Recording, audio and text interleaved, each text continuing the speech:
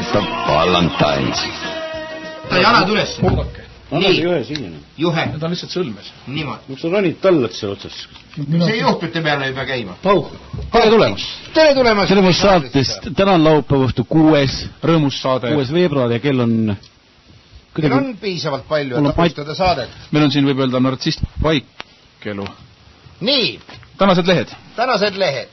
Neist me täna ei räägi, aga me räägime nii mõnestki huvitavast asjast ja Tarmo tahtis öelda täpsemalt, millest me täna räägime. Täna on meil tõsisaade. Suhteliselt tunduvalt tõsisem saade, kui oli üle-eelmine saade.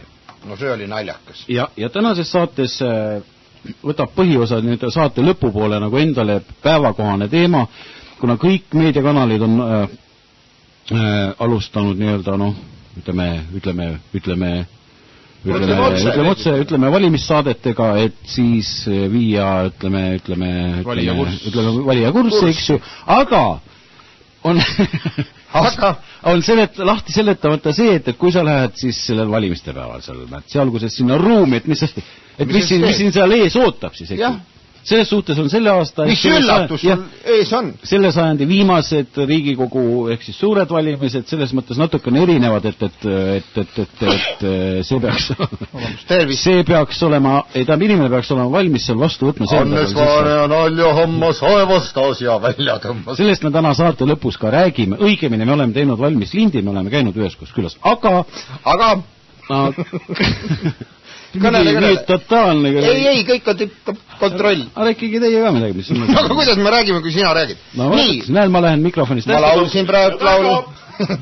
Hannes, palun räägi. Jaa, me kindlasti tuleme tänases saates veel ka selle teema juurde, mis meil eelmises saates pooleli jäi, kui me helistasime Alev Strömmile Rootsi ja kus oli siis, ütleme veel, saime nii-öelda täpsustamata mitteametliku statistika, milline oli Rootsi elanike jõulu aegne menüü ja millised olid, ütleme, statistilised andmed, kui palju ja mida tarbiti. Et kui me saame tänase saate, loodetavasti esimeses pooles me saame ühenduse Rootsimaaga, Alev Strömmiga.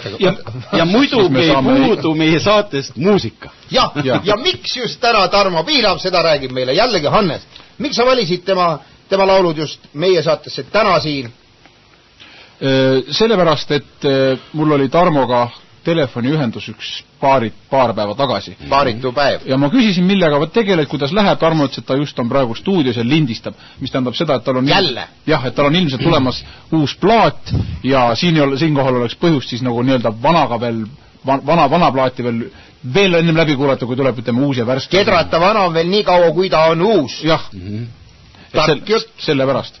Nii et jääme ootele, aga senikaua kuuleme. Aga kuulame ja miks sa valisid just selle lugu, see loo, mis hakkas all käima? Selle looga on seotud lapsepõlves konkreetne mälestus, jah. See oli, kui me käisime vaatamas Valgevenes ühte vennas kalmistut, siis seal oli Tõnni juures, jah, seal oli üks jõle kitsas tee, kus me pidime ringi keerama. Ilm oli soe ja me olime 2 päeva toitunud ainult Fantast ja nendest väikestest meekookidest. No lapsepõlves oli palju Fantat. Edasi ja siis me vaatasime selle kalmistu ära, hakkasime koju tagasi sõitma. Ja isa tegi järsu pöörde, et jälle Eesti poole auto nina pöörata. Ta keeras jõle järsku ringi. Ja siis ma hakkasin oksele. Ja ma tundsin, et mul enam nagu see ei jää nagu seisma, kogu tuli ja meekook ja Fanta lahinal. Auto oli juba paksid niimoodi, et juba auto oli triiki täis, mistusime ainult nüüd nagu televiisoris ainult õlad ja pea oli okse seest näha. Siis kuskilt hakkas mu kõrvudesse tulema see laul ja okse jäi järgi ja me sõitsime koju. Nii, Tarmo laula. Kuulame.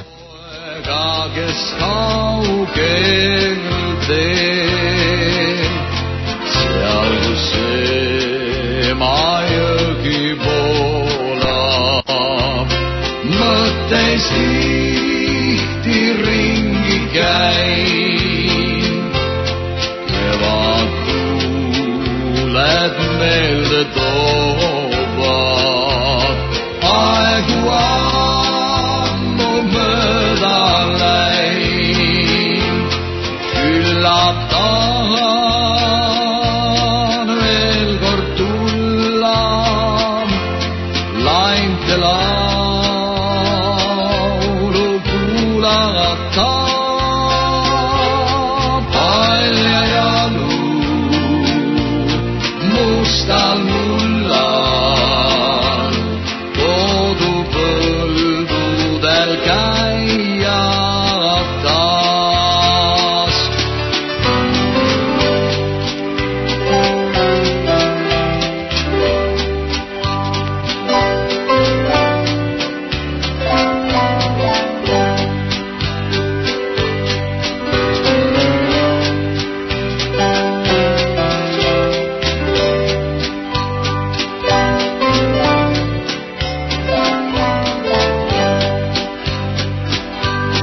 Küllap tahan veel kord tulla, lainte laulu kuulata. Palju jagu mustal mullal, kodupõldudel käia taas.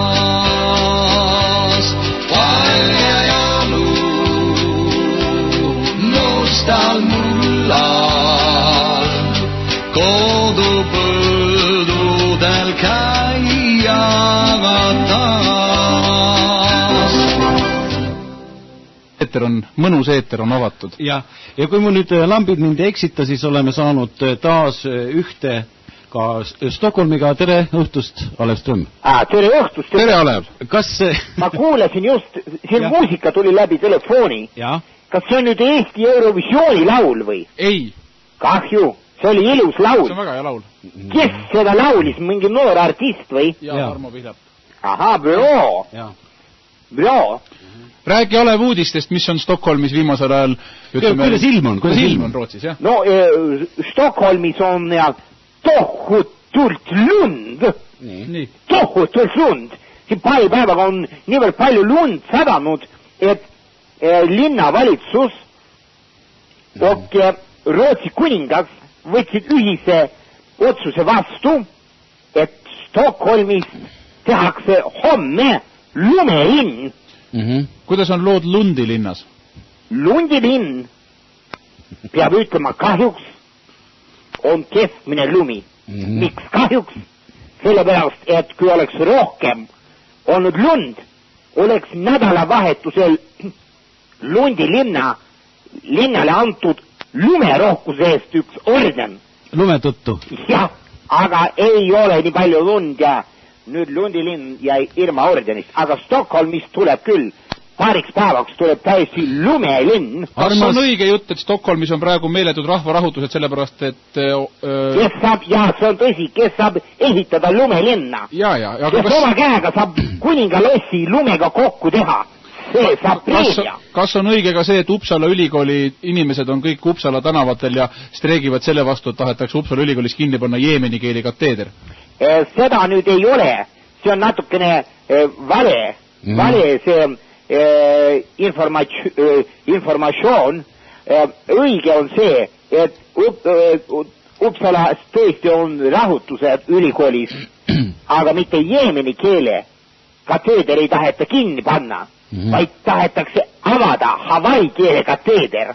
Selle vastu? Jah, sellepärast, et ei ole kes õpetaks. Ja siis tekib loogiline küsimus, milleks avada kateedrid, kui ei ole õpetajad. Aga rektor ütles, avada võib ikka, eks siis paista.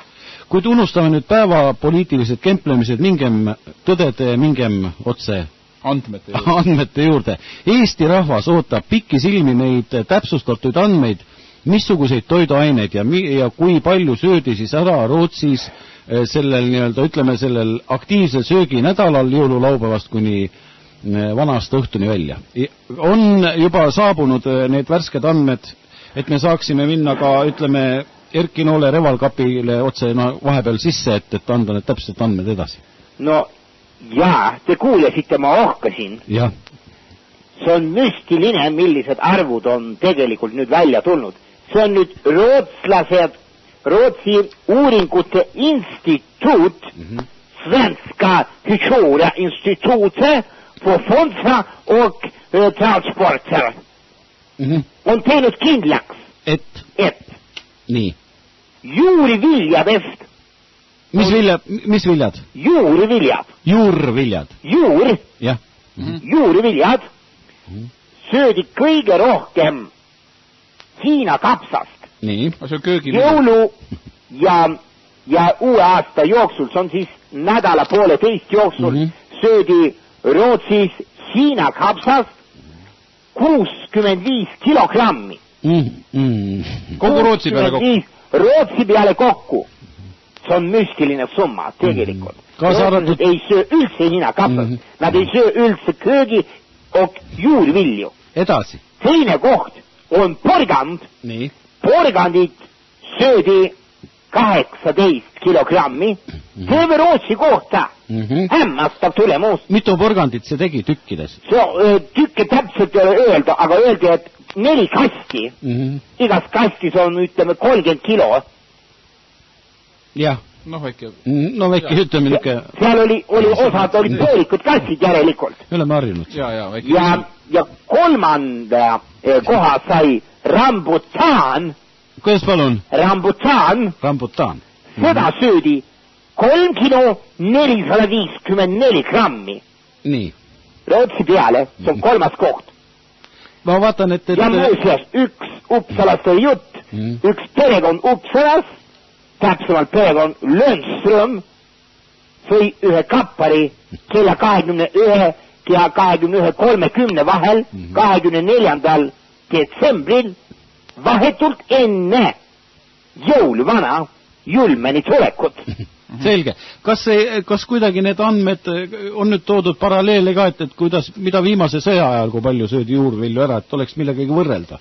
Kas mulle tundub siit Eestimaalt seda, et kuidagi ei ole nagu rootslane niisugune kasin? Me oleme harjunud, et on Rootsi laud on midagi sellist rikkalik. Ma pean ütlema seda, et see sõjaaegseid andmeid just ei ole, aga peab ütlema, et... Olümpiamängu aegseid on? On. Moskva olümpiamängu ajal. No Moskva olümpiamängu ajal rootslased sõid väga palju porgandit. See oli tonnides. See oli hämmastav. Aga nüüd on väike tagasilöök. Aga nüüd on millegipärast Rootsi sisemine trend mitte süüa köögivilja. Huvitav, miks? Ei tea, mingem edasi. Aga soe toit, siin on juba palju kopsakamad numbrid. Esimesel kohal, nagu ma ütlesin, täpsustatud andmetega on hakkliha. Rootsis söödi jõulu ja uue aasta vahel 24 miljonit tonni hakkliha. See on seguhakkliha loomveis on loomveis ja siga, kõik see kokku 24 tonni. Miljonit tonni, vabandust, 24 miljonit tonni. Mitu inimest Rootsis elab umbes? No ütleme 10 miljoni kandis. See on siis 2 tonni hakkliha nii-öelda, ütleme, imikust kuni raugani. Jah, ja seda nädala jooksul. Aga palju teie sõite, Alev ise? Mina ei söönud, järelikult keegi pidi minu 2 tonni ka ära sööma. Ja Svensson ei saanud ka süüa, ta oli, no ja. Aga millest selline armastus rootslaste hakkliha vastu, kas see tuletab neile lapsepõlve meelde või midagi muud? Vot siin on üks väike, nüüd on trend, selline toit on. Täidetud hakkliha. Ja mis see on? Hästi suur kogus, sa ostad, ütleme, 80 kilo või 100 kilo hakkliha ja sinna sisse lõikad paar viilu porgandit. Nii. Tervet viilu. Paned ja katad see hakkliga ära, see on nagu, ütleme... Ta tõmbab hästi läbi. Nagu pikk poiss porgandiga. Aga porgandit on natukene, see on sümboolne. Ja siit tulevad ka mängud, eks ole, kes leiab selle porgandi, see võib ka teise porgandi saada endale. Kes seda ei leia, see ei saa kumbagi porgandi. Tähendab, mõte on see, kes leiab juba ühe porgandi viilu, saab ka teise porgandi viilu. See on huvitav mäng. Nüüd aga tabeli juurde tagasi. Teisel kohal, üllatus, eksotiik on see tõeline eksotiik. Aafrika ahvikints, 20 miljonit tonni. Mis ainet? Aafrika ahvi. Kints. 20 miljonit tonni? 20 miljonit tonni. See tähendab, et rootslased sõid näkku... Ei, vabandust, mitte tonni. Tükki. 20 miljonit tükki. 10 miljonil Aafrika ahvil võeti kintsud. Alt ära nii-öelda. Jah. Mis nad praegu teevad, ahvid on kättpidi puu otsas? No nüüd on lihavõtted tulemas. Lauale on ju panna vaja lihavõtt jänes aga ahv ilma kintsudeta meenutab, kui ta on nahk ära võetud ja saba. Väga jäänest. Aga munad? See on spetsialiteet. See on midagi erilist. Nii. Ja üllatus, mida ei oleks osanud tõesti lood, et 3. kohal oli, kuigi see on populaarne Rootsis, rinnapiim. Kuidas palun? Rinnapiim. Kelle? Iga rinna. Nii mehe kui naise rinnapiim. Ja see on nii, et kellel tuleb. Nii. Aga rinnapiim on väga populaarne Rootsis. Kas seal on mingisugune traditsioon? 10 miljonit tonni. 10 miljonit tonni 10 rinnapiima. Miljonit tonni. See teeb kui Rootsis on umbes 10 miljonit inimest, siis tonni ära. See on täiesti populaarne. Sinna pannakse, et ta oleks huvitavam, pannakse kübekele konjakit sisse. Siis tekib selline prantsuse palase maitse juurde. Aga kuidas see rinnapiim, kas see, ütleme, et... Lastakse rinnast suurde anumasse, pannakse vähki konjakid ja kapke pingi. See on nüüd viimase aja trend. Nii et ütleme, kui naine läheb nagu, ütleme, kui pere ema läheb nagu kööki nagu rinnapiima tooma, siis ta läheb ennast nagu lüpsma, ütleme otse või? No, ja kes ei ole, see lüpsab teist. Selge. Rootslased on abivalmis rahvas. Ja. Kelle käsi ei ole näiteks. Ja nüüd väga imelik lugu toimus, ka midagi erilist ma läheks rääkida. Palun. Rootsis söödi jõuluajal ära ka üks vana paar, abielupaar, perekond Ngala. Hommikupoole, nagu politsei on tuvastanud, söödi ära isa Modimbo Ngala, kes ei tea. Lõunaks oli söödud ka ema Ngala, Ananan Ngala. Täitsa söödud ära? Söödud, jah. Huvitav. See oli naljakas, aga ka kurb.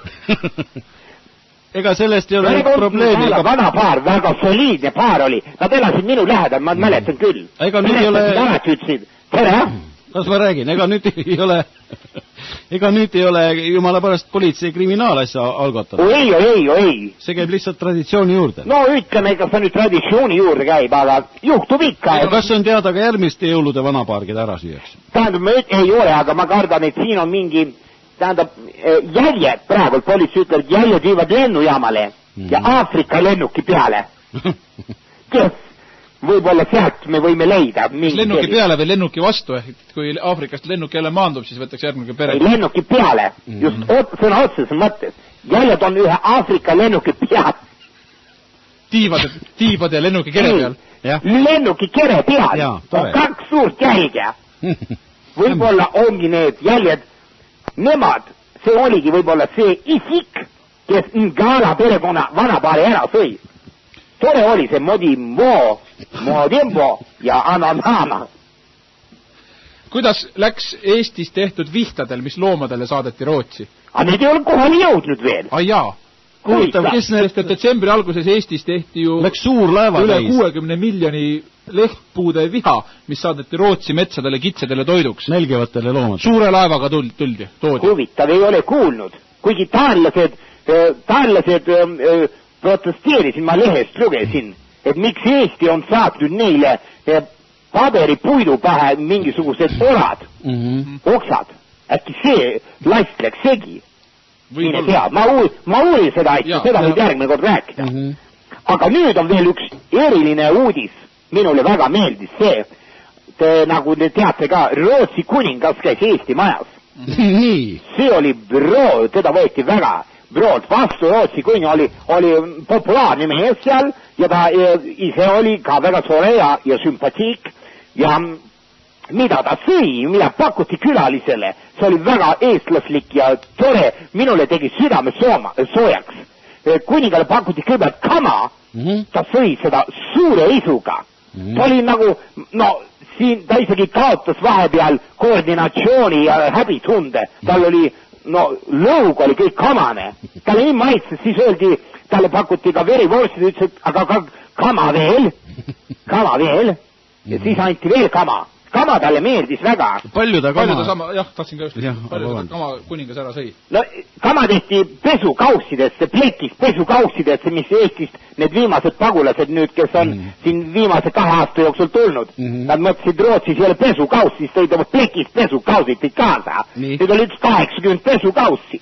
No ma arvan nüüd 75 neist pilgeni täis pesukaussi sõi Rootsi kuningas seda kama ära küll. Kas kuninganna ära ütles takso mükke kama oli. See oli tore. Mina mõtlesin selle peale. See oli nii ilus. Kama oli veel esimene ports. No keegi ei teadnud, et talle maitsma. Esimene ports oli tehtud sinimust valgeks see kama. Huvitav. Kuidas? Vot ei tea. Ma küsisin ka kuidas. Ütlesin, las jääda Eestimaa väike saladuseks ka. Muld, tint ja hapupiim. Vot ei oska öelda. Ja kuninganna Silvia sõi sülti. Eesti sülti, see kus on seakamarad, see karvased. Talle maitses see väga, ütles, see on huvitav lahendus. On hea lutsida neid. Karvast kinni võtad, siis on hea puhtaks lutsida. Ja talle maitses see väga. Äädika ja oli ka sinep. Ise tehtud. Päris see tummine, see tugev sinep. Ja palju kuninganna sülti sõi ära? Koduveini jõime peale, ma ise tegin. Vastake küsimusele, palju kuninganna sülti ära sõi, mitu kaussi teid? No need oli ka tehtud, need olid ka kaussidesse tehtud. Sangadega ämbritesse? Ei. Siuksed tornid olid, liha, karvased liha, sealiha tornid. Kuninganna sõi? Ei olnud nii, ma nägin unes siis. Tal oli pesukausi, see oli ainult üks, oli torn. See sangadega ämbertorn, sinna oli tehtud sült, oli küll üks, oli keskel ja kõrval olid siis need suured pesukausidesse tehtud. Alev, oli see torn kõva küll? No selles mõttes, et oli see sülditorn kõva küll. Noh, selles mõttes see prill. Liha oli palju, kamar oli tugev, kamar najal, see kogu see torn püsis, karvade ja kamar on najal. Karvad hoidsid sülditorni koht. Ja tegelikult, et ta hääled sulaks nii kiiresti, siis oli tehtud Eestimaas ka aknad lahti. Et oleks külm, nad olid ju kasukates, neil oli külm. Aga söök oli, ja koduveini jõime. Ma ise tegin seda koduveini. Nii, retsept? No ma võtsin kõike, mida ma sain sinna panna. Ma tahtsin väike sellise püandiga teha seda veini. Õuna panin, pirni panin, jõhvikat, 3 tükki, rohkem ma ei leidnud, aga siis ma panin kibuvitsa ja kui ta oli mul käinud 3 kuud, siis üllatus ma panin väikese seene ka sinna sisse. See oli hea. Väike seen. Seenevein? Ei, see oli üks väike kukeseen. See oli broo, aga neile maitses mulle ka endale. Svensson ütles, see on broo vein. Nii et meil oli väga tore üritus Eesti majas. Meil on nüüd ka inimesed nutsid ka seal millegi peale. Pidevalt. Eesti majas pidevalt nutt majas. No lihtsalt oli lõbus, kurb ja samas ka tore. See oli nutt läbi pidevalt. See on maniakaal-depressiivne pidu Eesti majas. Nuteti ja naerdi läbi segi. Süldid oli süüsad, ajas nutma. Kuingas palju kama ajas jälle nutma rõõmust. Kama värvajas nutma. Ja lõpuks, no vein ajas ka natuke nutma. Nii, vot need oleksid praegult oleks sellised mõningad meeldivad uudised. Nii et kohtumiseni järgmine kord ja Alev Söm, Stockholm. Nägemist.